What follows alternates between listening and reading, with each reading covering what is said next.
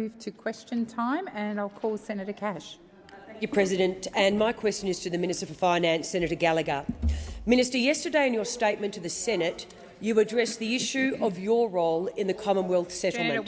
You said, the Minister for Finance has no decision-making role in processes around significant legal matters. Absolutely none. And you quoted paragraph 3.2 of the Legal Services Directions. Guidance Note 7, issued by the Office of Legal Service Coordination, relates to paragraph 3 of the directions. The guidance note explicitly refers to your role as the relevant portfolio minister, requiring an agency seeking to settle a matter to provide information about any approvals by or briefings to the portfolio minister before a settlement request is provided to the Attorney-General. Was a brief or any form of advice ever provided to you or to your office on this claim or proposed settlement as envisaged by the guidance note, and if not, why not?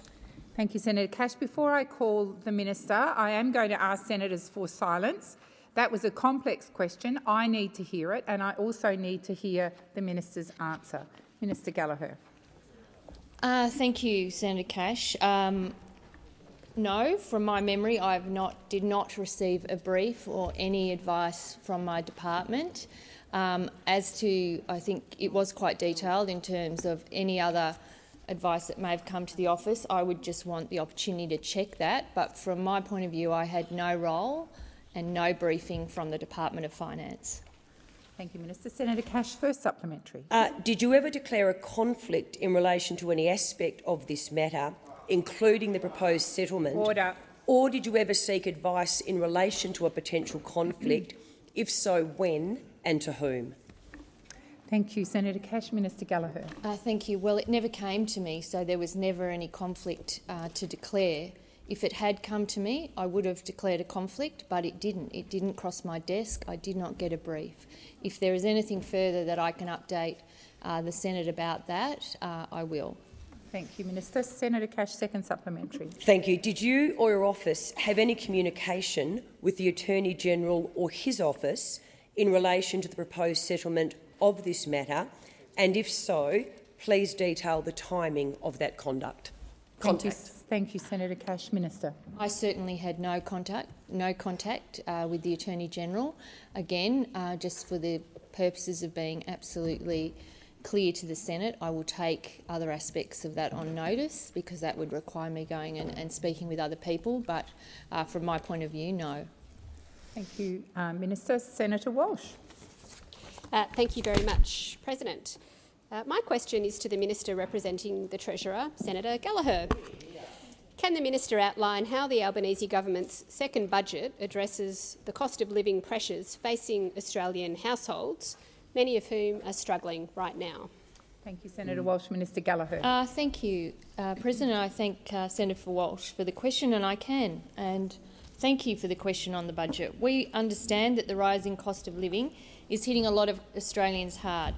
Australians with mortgages and Australians who rent are facing spiralling housing costs, groceries and prices for other services as well. Many Australians are struggling right now. That's exactly why the budget was carefully calibrated to take pressure off the cost of living for average Australians, rather than adding to it. And the centrepiece of our second budget was the $14.6 billion cost of living package. This budget provides responsible relief to Australians that need it most, and undertakes some long overdue structural reforms that will set this country up to be fairer and more equal. It strikes the right balance between restraint and targeted cost of living relief, sustainably funding the services Australians depend on now and into the future, and positions Australia to make the most of new opportunities. Our policies to ease cost of living pressures are expected to directly reduce inflation by 0.75 percentage point in 2023-24. In terms of those cost of living measures, the record investment in bulk billing, supporting 11.6 million eligible Australians to access a GP with no out-of-pocket costs, cheaper medicines via changes to pharmacy maximum dispensing quantities, which will reduce the cost of medicines by up to half, for at least 6 million Australians, and you'll be hard-pressed to find an Australian who wants to pay more for their medicine. And our energy price relief plan, up to $3 billion of electricity bill relief through the Energy Bill Relief Fund to take pressure off households and small businesses in partnership with state and territory governments. This will benefit more than 5 million eligible households and 1 million eligible small businesses. Plus, we are providing assistance to the most vulnerable Australians with increases to payment. Senator Walsh, first supplementary. Thank you, President. Can the minister explain how the government's economic plan is addressing cost of living pressures rather than adding to them due to the complex and ever-changing economic pressures and world events right now? Minister Gallagher. Thank you, President. I thank Senator Walsh for her question. The Albanese government's economic plan is carefully calibrated to provide targeted relief to those that need it most, whilst not aggravating inflation.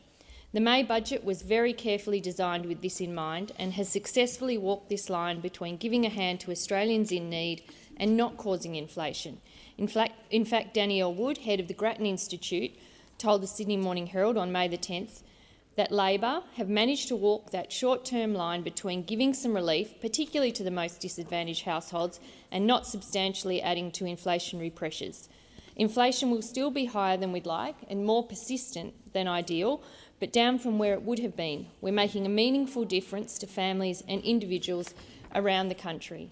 These cost of living pressures have been largely driven by Russia's illegal war in Ukraine, and they have been made worse by a decade of wasted opportunities from the previous government with its energy policy chaos and failure to address the nation's skill shortages. Senator Walsh, second supplementary. Can the minister detail the work the government is doing to ensure it can continue to address cost of living pressures going forwards? Thank you, Senator Walsh. Minister Gallagher. Thank you, President. I thank Senator Walsh for her question. Yes, I can. We are putting a lot of work into improving the budget overall. As people will remember, we inherited a budget heaving with debt and with deficits for as far as the eye can see. And now we are improving the budget. We're returning revenue upgrades to pay down the debt we inherited. We're forecasting a surplus. We're investing in the services that are needed now and setting things up for the future. All of this is about providing the room to make sure that our budget can invest in programs which continue to support Australian households and easing their cost of living pressures. This is responsible economic management, it's responsible budget management, and I know it pains those opposite that we are managing the budget in an adult and responsible way, but that is what the people of Australia expect us to do, and that is what we are doing. The time for answering has expired. Senator Payne. Thank you, Madam President. My question is to the Minister for Finance, Senator Gallagher. Yesterday, in answers to a question from Senator Birmingham, the minister said that in the week prior to the 15th of February, the minister came into receiving information through the partner of a young woman who was going to raise those allegations, unquote. In an answer to Senator Cash, the minister said, "What you are asking me to do is to disclose information that was given to me and asked to be kept in confidence." I asked the minister, was part of that information that you came into receiving a copy of material that was always intended to be made public, specifically a copy of the transcript of the project interview or the interview itself prior to its release? Thank you. Senator Payne. Minister Gallagher. Thank you. Well, I dealt with these issues yesterday.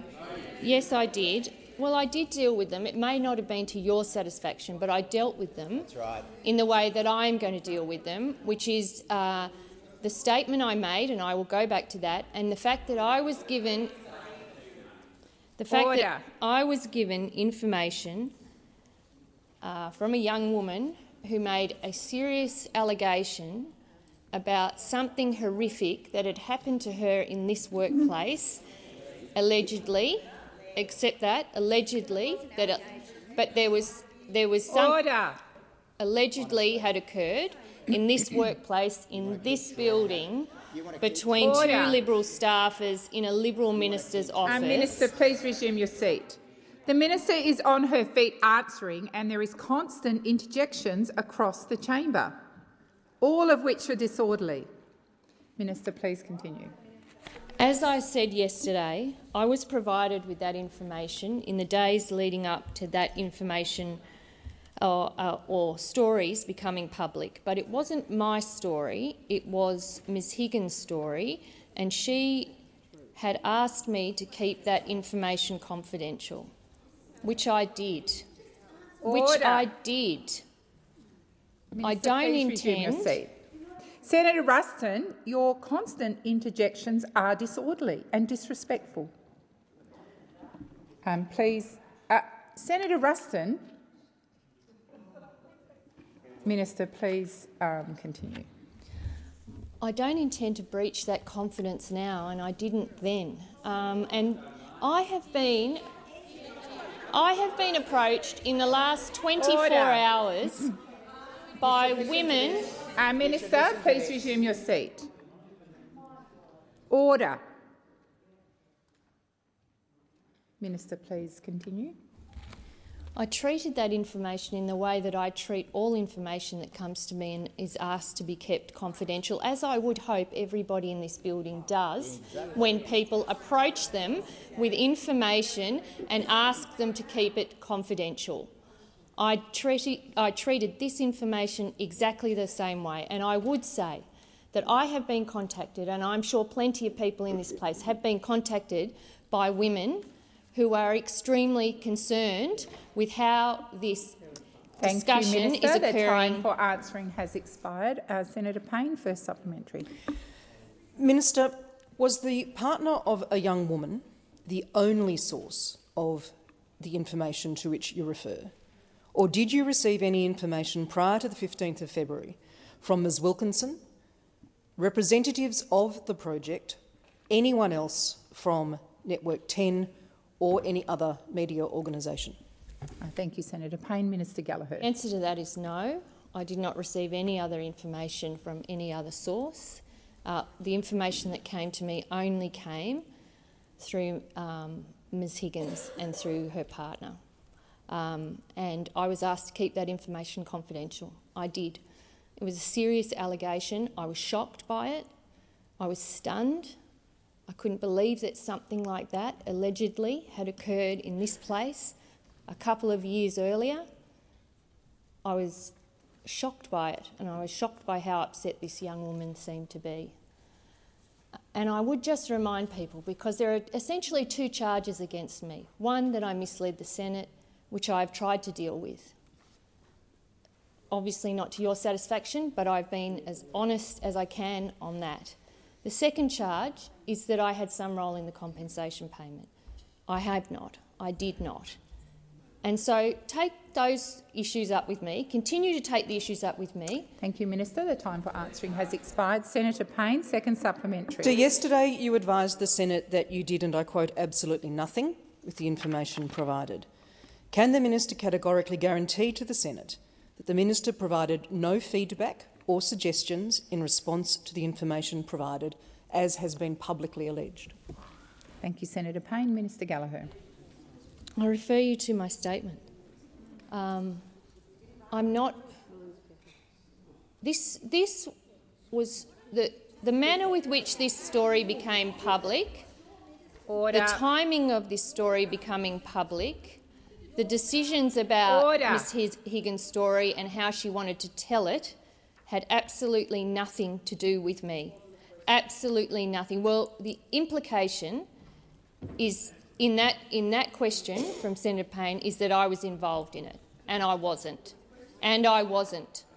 And I wasn't. Order. And I want to remind people here today just what the message this chamber is sending out to every other woman that might want to stand up. Please resume your seat. Please resume your seat. Order. Order. Order on my left and my right. These are difficult questions and difficult answers. And I'm asking that you listen respectfully and in silence. Minister, please continue. That I would say that this chamber should think about how this debate and the ongoing coverage of it is impacting on all the women out there who we are with one mouth saying stand up and tell your story and we will support you, and in the other tongue, using the other tongue, thank you, Minister. if The you time dare for to do it, answering if you has dare to do expired. it. Minister, resume your seat. Order. Order. Order across. Minister, resume your seat. Order. Order.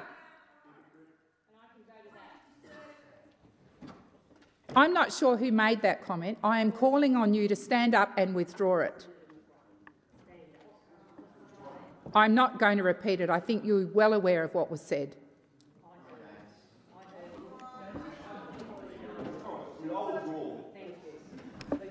Senator that's enough. Seriously. I heard it and so did a lot of other people. Thank you for withdrawing, Senator McGrath. Senator Whish-Wilson. Thank you, President.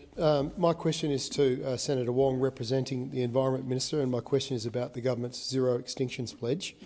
2 weeks ago in Senate estimates, Dr Helene Marsh, the chair of the Threatened Species Scientific Committee, said she'd written to Minister Plibersek with concerns about the endangered Tasmanian Maugean skate after new scientific information revealed population levels have halved in the past 10 years, and scientists warned the species was one extreme weather event away from extinction. She also said the committee would be meeting within the fortnight and she would be recommending the species conservation status be uplifted to critically endangered. Can the minister confirm the skate's conservation advice has now been upgraded to critically endangered? Thank you, Senator Whish-Wilson. Senator Wong.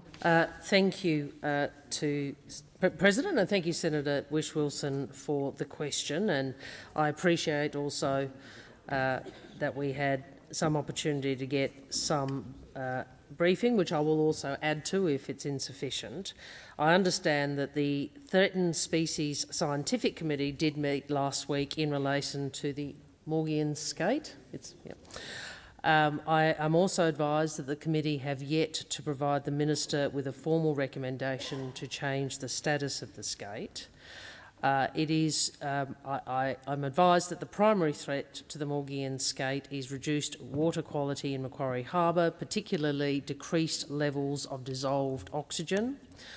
In the meantime, whilst the committee is considering this matter in order to be able to determine whether it will and what the content of a formal recommendation to change the status of the skate to the minister would be, I'm advised that in the meantime there is action underway, that the federal and Tasmanian governments are working with experts and stakeholders to update the existing conservation advice for the species, to host a series of workshops to better understand the threats and critical conservation actions for the Maugean skate, convene a recovery team and identify funding for conservation actions. I'm also advised there is work underway to identify possible funding for emergency research. There has already been in excess of $500,000 invested from the federal government for priority Maugean skate recovery. Obviously, we are in a situation where this portfolio under the previous government was substantially neglected, and Ms Plibersek is made it clear the importance of protecting more of what is precious. Thank you, Minister. The time for answering more has expired. Senator Whish-Wilson, first supplementary. Yeah, thanks, Chair. And Senator Wong has answered some of my second question. At Senate estimates, the Threatened Species Commissioner, Dr Fiona Fraser, also explained there are numerous pressures impacting and risking the skate, including industrial salmon farming. She said that Minister Plibersek was writing to her state counterparts in Tasmania calling for an extreme intervention to prevent a possible extinction of this skate. What is this extreme intervention? Will it include getting salmon farms out of Macquarie Harbour? Thank you, Senator Whish-Wilson. Minister Wong. Well, I can confirm, I thank the Senator for a supplementary. I can confirm that the Minister has written to the Tasmanian Government and has received a response from the Tasmanian Minister. I'm advised that her letter, Minister Plibersek's letter, raised issues such as water quality in Macquarie Harbour. She noted that salmon farming and hydroelectric industries are regulated by the Tasmanian Government's and she urged the Tasmanian Minister, I think Jensch, is that correct, to work with industry on urgent interventions to rapidly reduce nitrogen outputs and to improve oxygen levels in the harbour. The point I was making at the conclusion of my answer to the primary was a broader point about the neglect and mismanagement by those opposite and the priority that Ms Plibersek, as Minister, is taking on protecting more of what is precious, repairing more of what is damaged and managing nature better for our children and our grandchildren. Thank you, Senator Wong. Senator Whish-Wilson, second supplementary. Yes, thank you, President. The scientists who discovered the Maugean Skate dubbed it the thylacine of the sea nearly 30 years ago, and these risks and pressures have been well known to us all now for well over a decade. The Albanese government is committed to a zero extinctions pledge. Is this commitment now at risk, given the dire predicament of the Maugean Skate, and will your government do everything it can in its power to prevent an extinction on our watch? Thank you, Senator Whish-Wilson. Minister Wong. Well, as the Minister has made clear, we do not accept extinctions as inevitable, which is the position that too often was, and the passivity that was too often taken by those opposite. So, of course, it is a priority to do what we can to better understand threats to species and use the most up-to-date advice to protect them. The government's Threatened Species Action Plan sets ambitious targets, including preventing new extinctions in this country, and the plan includes the Maugean skate as a priority species. The May budget, in addition to the $224.5 million in the Saving Native Species program, the Senator may recall the May budget included some in excess of $440 million, in excess of $400 million, almost 440 through the Natural Heritage Trust, the doubling of funding for national parks and increased funding for urban rivers. Thank you, Minister. Senator White. My question is to the Minister representing the Minister for Employment and Workplace Relations, Senator Watt. People on low and modest wages have the least capacity to deal with the rising cost of living. How are wage increases assisting Australians with cost of living challenges, and how is the Albanese government standing up for workers and getting their wages moving again? Senator Watt. Thank you, President, and thank you, Senator White, who, along with many people on this side of the chamber, has dedicated her working life to assisting working people, including right here in the Senate. And you're right, Senator White. One of the best ways that we can help Australians deal with cost of living pressures is by helping them get a pay rise. So I'm proud to say that under the Albanese government we are seeing wages get moving again. Since coming to government a year ago, we've overseen the largest increase in jobs of any new government on record and the fastest annual growth in wages in over a decade. After a decade, we know you don't like higher wages. We know you don't. It's one time it's spreadsheets, then it's higher wages, the things that set you off.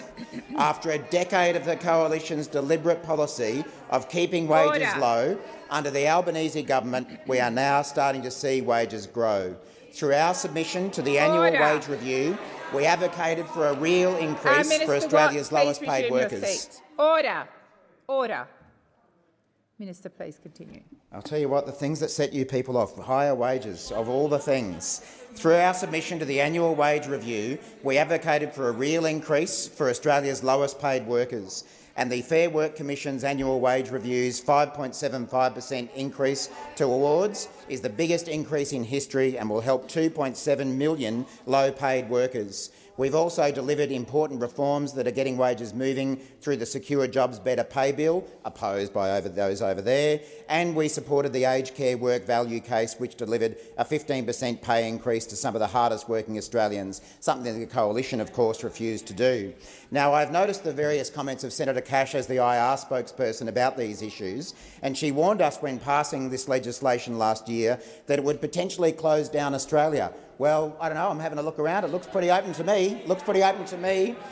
She also said that our changes would take us back to the dark ages. Well, I don't know, I feel like I'm pretty modern. I don't think they had iPhones in the dark ages, but apparently that's where we're going to end up. Thank you, Minister. The time for answering has expired. Senator White, first supplementary. Senator White, you've concluded your answer. Thank you. Senator White, first supplementary. Under the previous Liberal and National government, the bargaining system had become too rigid and legalistic, leading to a decrease in agreement making. That certainly was my own experience, as you highlighted. Since passing the Secure Jobs Better Pay Act in December last year, how has the Albanese government delivered on its commitment to reinvigorating enterprise bargaining? Senator Watt. Thank you again, Senator White. And as I say, the Albanese government is proud to have done a lot already in our first 12 months to get wages moving again, even though we know it's the thing that those opposite hate most. And enterprise bargaining is key to getting wages moving again. Under the coalition, it fell away and more people became reliant on awards than should have been the case. And since our Secure Jobs Better Pay bill was passed, against the opposition of those opposite, employers are now back at the bargaining table, many of whom have not been bargaining for many years. Thanks to our important Secure Jobs Better Pay reforms, we've seen workers in traditionally feminised sectors accessing the supported bargaining stream to reach agreements across multiple employers, and workers in early childhood education are now using this stream to negotiate wage increases across the sector. We've got the single interest bargaining stream starting to be strengthened to stop a race to the bottom on wages and conditions. Every single one of these things was opposed by the LNP. Every single one of those wage rises that we called for was opposed by the LNP. We've now got a government that supported wage rises, and that's helping Australians. Thank you, Minister. The time for answering has expired. Senator White, second supplementary. We know that even when there are strong bargaining outcomes, some employers still use labour hire to undercut the pay and conditions of their workers. I for myself saw that day in and day out at Qantas, for example. What is the Albanese government doing to close the loopholes that some employers use to undercut employee pay and entitlements? Minister Watt. Thanks, Senator White. And unfortunately, we have seen too many big employers in Australia use these loopholes to undercut people's pay. And the Albanese government made it clear before the election, and we're making it clear now, that we want workers to have more secure jobs and better pay. And that's exactly what we're doing.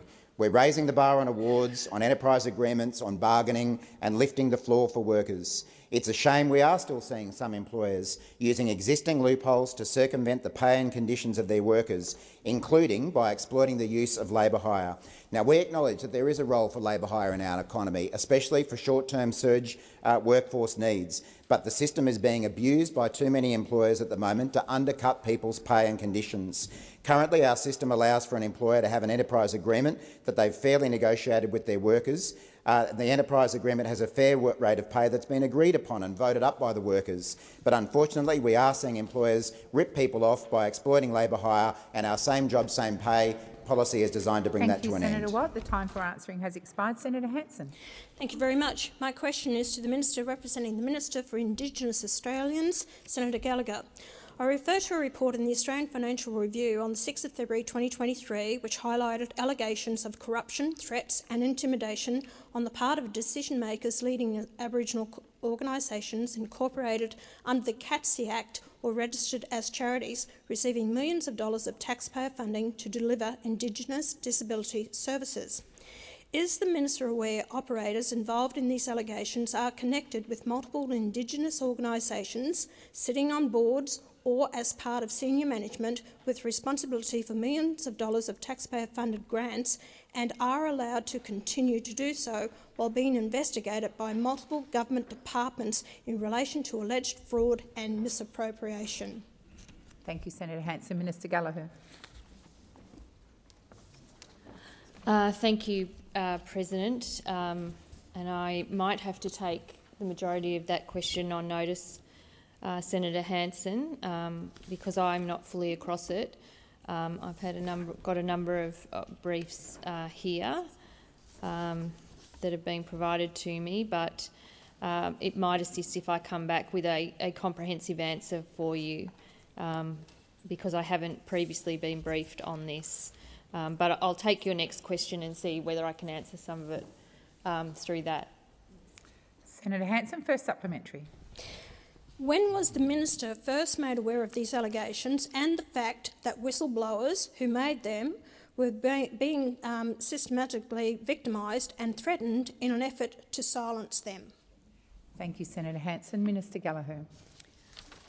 Thank you, President. I will have to take that on notice. That information isn't in the information I have before me, but I will endeavour to come back. I'm sorry I can't assist you further today Senator Hanson, but I'll see if we can get you an answer as quickly as possible. Senator Hanson, second supplementary. To the best of my knowledge, the Minister was made aware of this matter more than 2 years ago.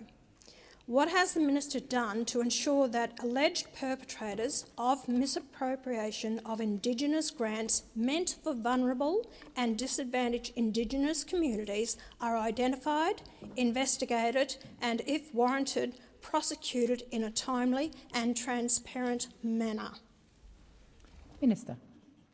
Thank you. Based on that time frame, it would have been a different minister if a minister was made aware 2 years ago.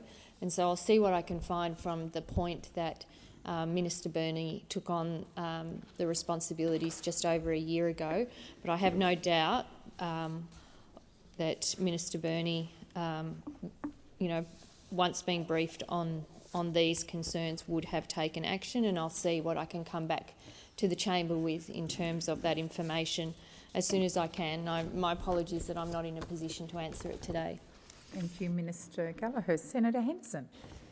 Thank you, President. My question is to the Minister for Finance, Senator Gallagher.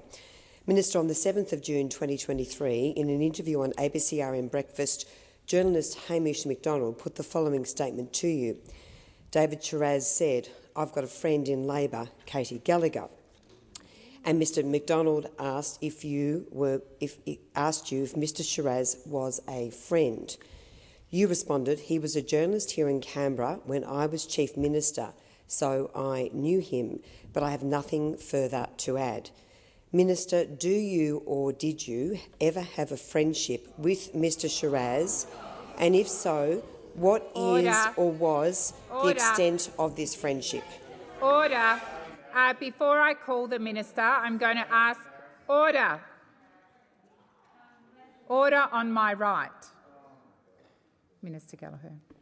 Thank you. I had a professional relationship with Mr Shiraz, as many in this place, I presume, did, because he worked in this place as well for some time, and that is the extent of it. I think where this is getting to now, I would appreciate if people would think about the impact that is having on women, because I have been inundated with calls from women's organisations and from women themselves that are concerned about how this debate is going to impact on women making choices. About women making choices about their own safety, and if you can live with your conscience on that, I can't live with mine. And so my responsibility is to stand up and say, if we're going to, I'm happy to answer questions like Ms Henderson has asked. It was a professional relationship from a journalist that I knew when I was in the ACT, and I came across him when he was working here when I moved up to the Senate. That is the extent of that. I expect that that relationship exists for a number of senators around this place. I thank you, Minister. Senator Henderson, first supplementary. Minister, it was reported by radio broadcaster Ray Hadley on Friday the 9th of June 2023 that you were invited to Mr Shiraz's first wedding in 2019. Minister, were you invited to the wedding? Order on my right. Minister. Okay. I didn't recall that until I heard it reported. And I had to ask the people I worked with at the time. I think I was Chief Minister. I got a lot of invitations to a lot of things. Some I was able to go to and others I weren't, and I didn't attend that one. The invitation was declined. Thank you, Minister. Senator, order. Senator Henderson. Just on a point of order, President, the question was, were you invited? So I'm just asking if the Minister could indicate that, please. That is not a point of order. The Minister answered that. Senator Wong. Directly to that. Order. Order on my right. This is question time. Senators are entitled to ask questions which you may or may not think are relevant. They are relevant to them and they are entitled to be asked in silence. Senator Watt. Order. Senator Henderson, second supplementary. Thank you very much, President. Minister, in text messages that have been released and reported in The Australian on the 7th of June 2023, Mr Shiraz describes you as an old friend. Minister, have you ever invited Mr Shiraz to a personal event or a personal celebration? Minister Wong. Just a moment, Senator Wong. Order on my right. I should not have to keep calling out for order. Minister Wong. I take a point of order, President, and in the interest of trying to deal appropriately with this, we've not taken point of orders as to whether questions are in order, but I'd make the point that question about friendship neither relates to the minister's portfolio nor to a previous statement. And I must say, I again repeat my concern from yesterday, which is the use of private text messages of an alleged survivor in this place to ask questions. I would ask people to reflect upon whether that is an ethical thing to do, particularly given what the DPP has said about her state of mind. Senator Birmingham. President, just on the point of order, Senator Wong's premise that the question is not based upon public statements is incorrect.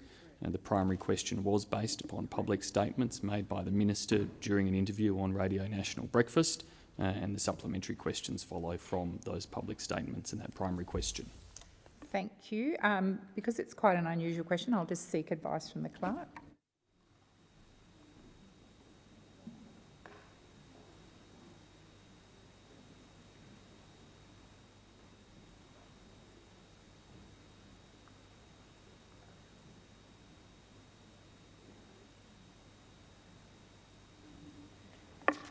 So I am advised, and I would urge senators to remember the primary question. The view is that we have drifted quite away from the primary question, and so I would invite the minister to answer the second supplementary to any extent she wishes to. Could Senator Henderson just repeat it? Sure. Yeah. Before I call Senator Henderson, I'm going to ask those particularly on my right to listen in silence. Senator Henderson. Thank you, President. Minister, in text messages that have been released and reported in The Australian on the 7th of June 2023, Mr Shiraz describes you as an old friend. Minister, have you ever invited Mr Shiraz to a personal event or a personal celebration? Thank you, Senator Henderson. Minister. Thank you. Well, can I start by saying I'm not responsible for how people describe their relationship with me. I'm also in Senator Henderson's questions. She raises again the text messages that have been published in The Australian, and I would again ask people to think about, when they are raising that, what that is sending out there where women are living right now in dangerous situations, and consider the impact on them. Frankly, we have a bigger job to do in here to protect those women, and when they see that seemingly illegal access to documents are then published in TV, on newspapers, and then repeated constantly in this place, the message to them is watch out, don't open your mouth. And I think that is wrong, and I think we have a responsibility to ensure that that isn't the message out of this place. But on the third part of her question, I don't recall, and the answer is no. Please, Senator Henderson. I was just going to raise a point of order of relevance, but the minister did come to the question. Thank you. The minister was invited to answer the questions as she thought was appropriate. Senator Thorpe. Thank you, President. My question is for the minister representing the Attorney-General.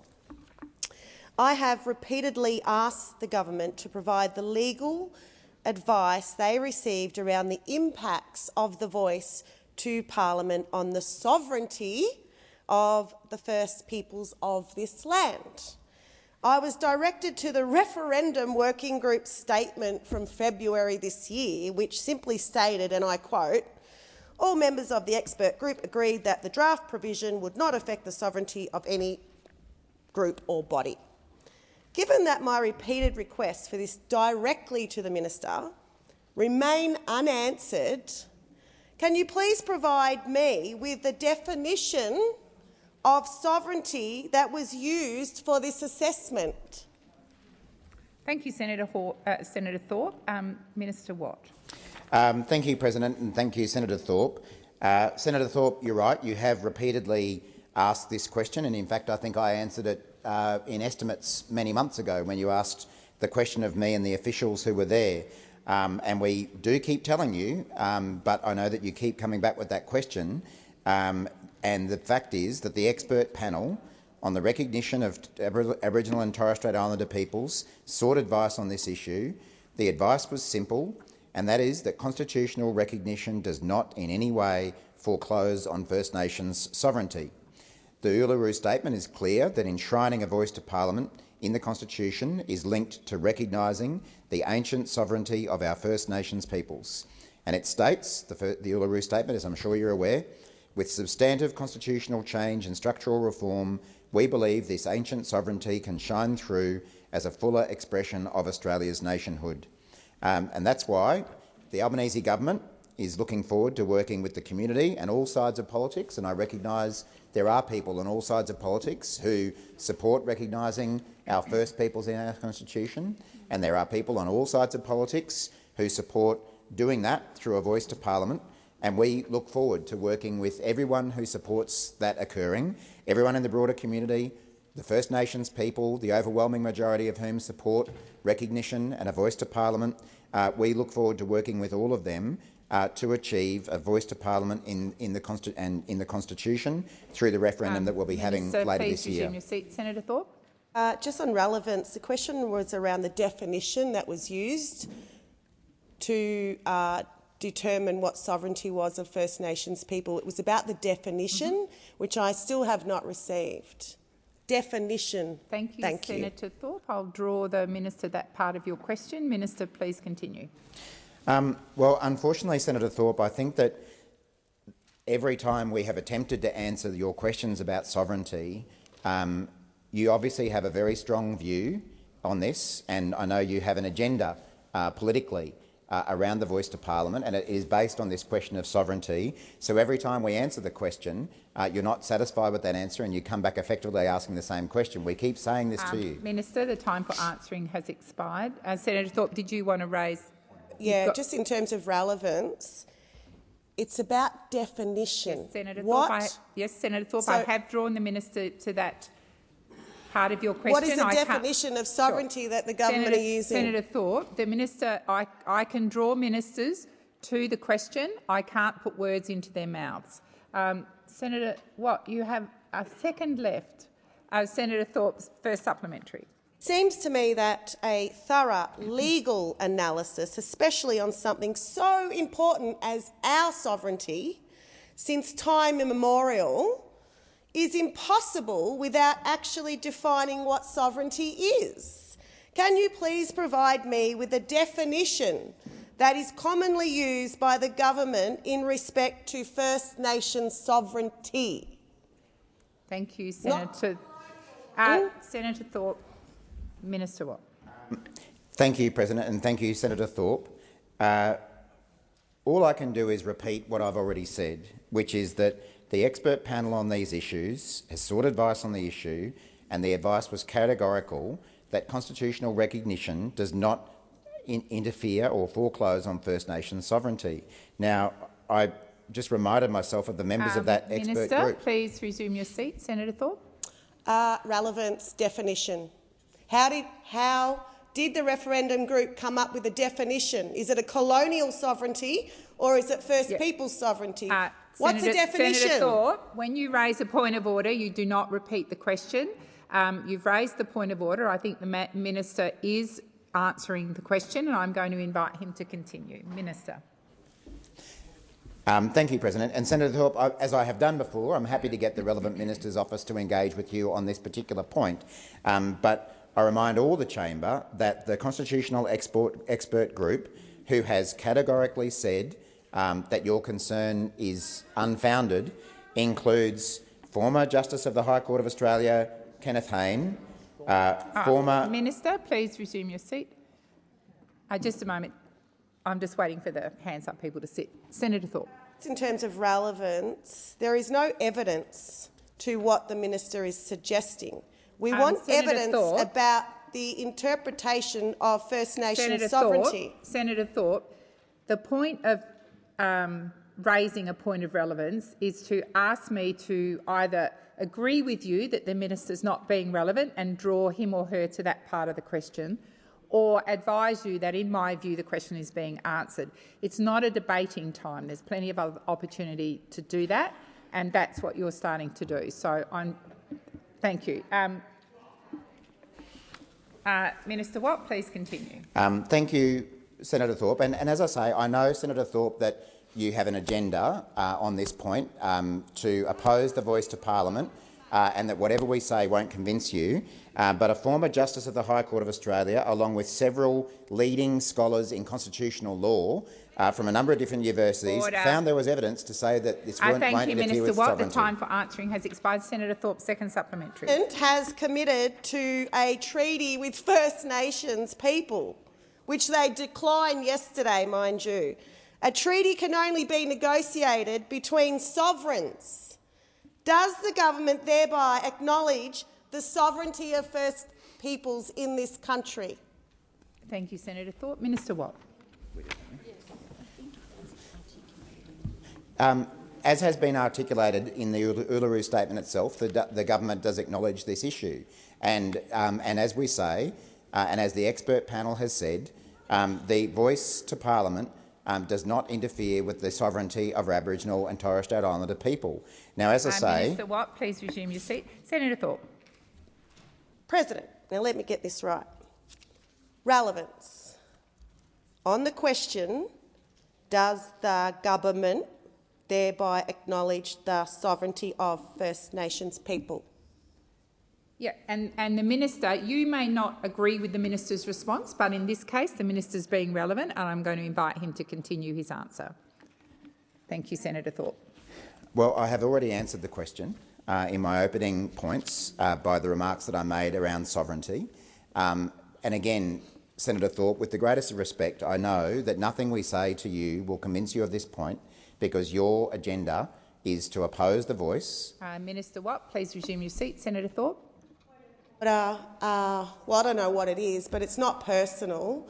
I'm asking for the black sovereign movement out there who haven't ceded their sovereignty, yes, and who are watching right now about whether the government acknowledges sovereignty of First Nations people, because you can't have a treaty without one. Please resume your seat. Once again, you're getting to debate rather than call a point of order.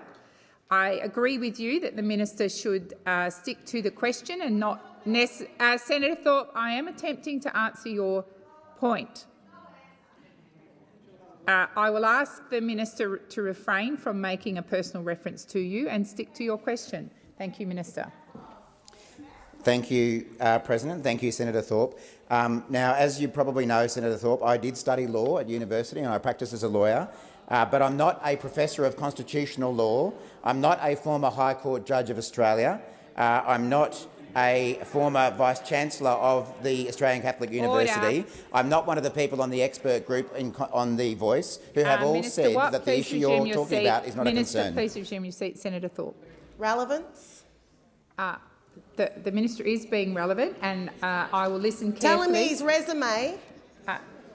Senator Thorpe, please don't argue. I've ruled on it. Senator Watt, please continue. Yeah, in the negative. Yes. Yes. So my point is, I can't think of a more eminent group to advise this parliament on these matters. We have listened to their advice, and I'd encourage everyone to do so. The time has expired, Minister Watt. Senator Polley. Order. Order. I've got a senator on her feet. Senator Polley. Thank you, President. My question is to the Minister representing the Minister for Housing and Homelessness. Senator Polley, please resume your seat. Order. Order across the chamber. Senator Polley, please continue. My question is to the Minister representing the Minister for Housing and Homelessness, Senator Farrell. Following a decade of inaction and delay by the former coalition government, we have seen home ownership become increasingly difficult for many and homelessness on the rise. Ensuring all Australians have access to safe and affordable places to live is critical. Can the minister explain how the Albanese government's housing reforms will improve housing outcomes for Australians experiencing or at risk of becoming homeless, and what are the implications if it is further delayed? Order. Minister Farrell. Thank you, President. And can I thank Senator Polley for her excellent question there. And I know she's deeply concerned about issues of housing and homelessness in her home state. And turning around the lost decade of inaction on the issue of housing and homelessness under the opposition will require a coordinated and ambitious housing reform agenda to address our nation's housing challenges. This is exactly what the Albanese government is doing. Central to our plan is the $10 billion Housing Australia Future Fund that will help. Yeah, I will, Senator Watt. That will help to deliver new social and affordable rental homes for people that need them. A guaranteed ongoing pipeline of funding for social and affordable rental homes. The 30,000 homes the fund will deliver in its first 5 years are just one part of the Albanese government's ambitious housing agenda.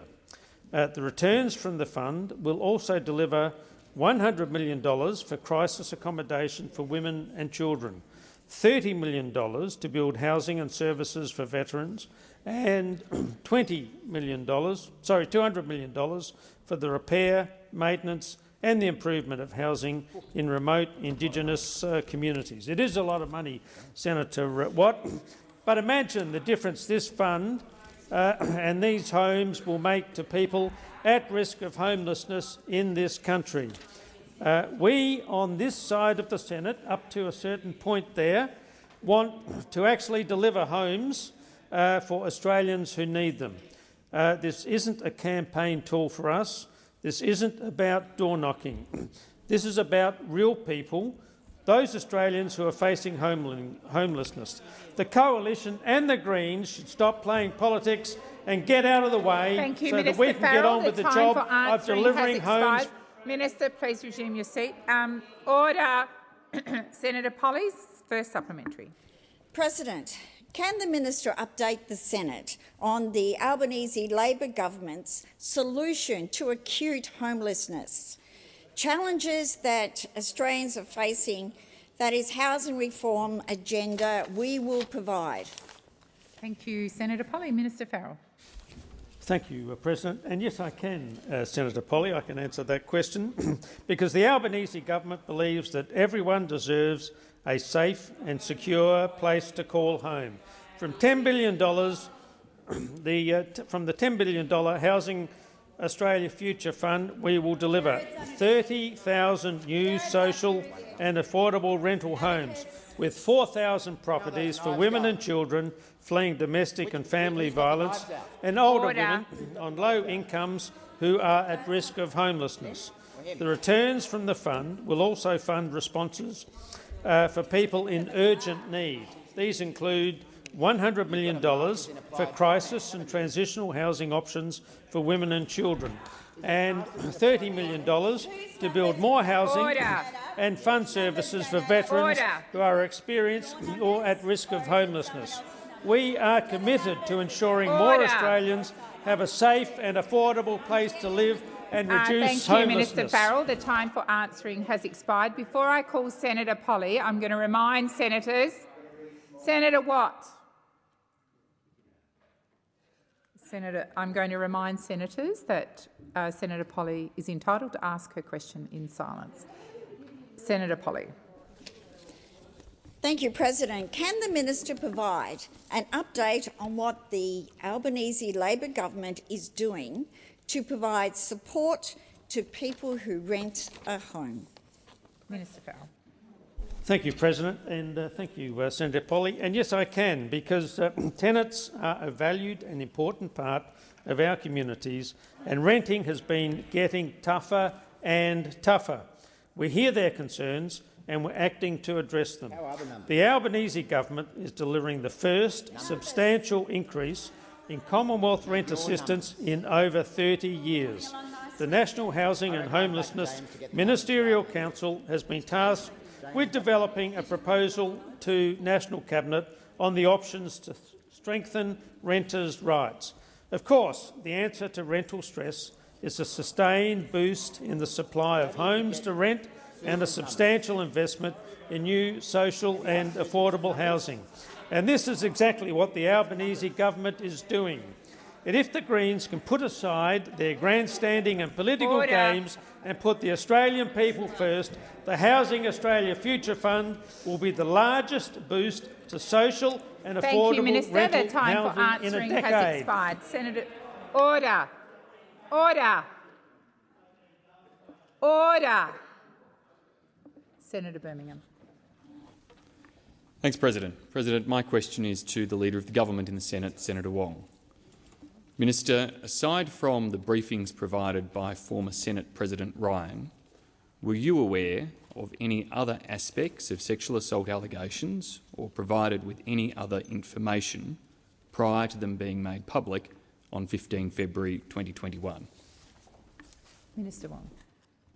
First, in relation to the briefings or my knowledge, as the former Senate President Ryan has made clear, a number of senators, including me, were made aware of some details of these events as early as 2020.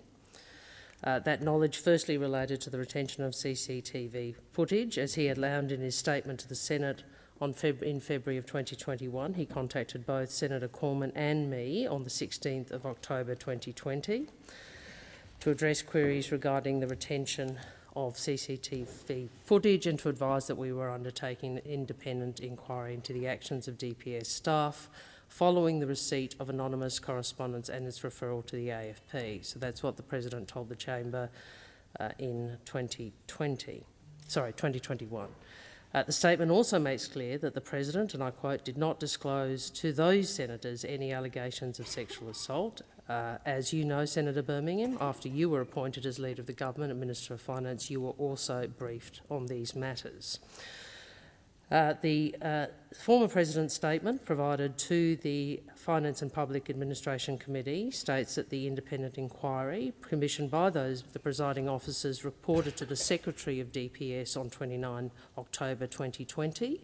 I was subsequently briefed on this report and provided a copy, as were you, Senator Birmingham, as Leader of the Government. At all times, I have sought to ensure that this matter was being appropriately handled by relevant authorities, including raising this matter with both the President and Senator Birmingham.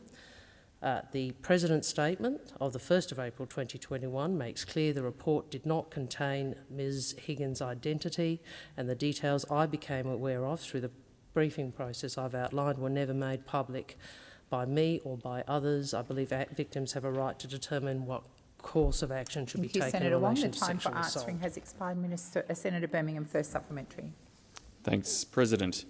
Minister, aside from the disclosures made by Senator Gallagher, those briefings provided by former Senate President Ryan or information related to the Senate Finance and Public Administration Committee's work, were to your knowledge any other members of the Albanese government aware of any other aspects of sexual assault allegations or provided with any other information prior to them being made public on 15 February 2021, and can also ask you for clarity to make clear at the end of your answer as to whether you had any other prior information other than the details you just stepped through. Minister Wong. I've outlined the details and the sources of information which I had. In relation to others' knowledge, obviously Senator Gallagher has outlined her knowledge. Pardon me, Senator Gallagher hasn't outlined her knowledge. Her account, as given yesterday, is correct. She kept her the confidence in relation to the information she was provided with, including with me. Senator Birmingham, second supplementary. Minister, Senator Gallagher has told a Senate committee that no one had any knowledge. Yet, she did have knowledge. Senator Gallagher told the Senate that she wasn't aware of the full allegations, yet Senator Gallagher refuses to deny advance receipt of a transcript of the broadcast. Senator Gallagher told the Senate that she did absolutely nothing with the information, yet Senator Gallagher refuses to deny reports she provided suggested questions in response to the information. Minister, isn't it clear that Senator Gallagher has Senator misled Birmingham. the Senate? The time for asking Why won't you ask her to correct it? Minister Wong. I reject those assertions contained in that question. I would make the point that Senator Gallagher has provided a statement and answered questions to this Senate, even going to whether or not someone was an old friend. I would make the point also that there are those who did owe the woman in question, Ms Higgins, a duty of care, and those persons still have failed to take account responsibility for their action. Order. Please continue, Senator Wong. Yeah. Yes, it is a serious statement to make, Senator Henderson, and it is. Order. I think when those officers seek to blame everyone but themselves, and frankly, as Senator Gallagher has outlined, send a message to women around this country that you will be punished if you. Order. Well, you will be punished. Thank you, including Minister the Wong. use. The time for answering has expired.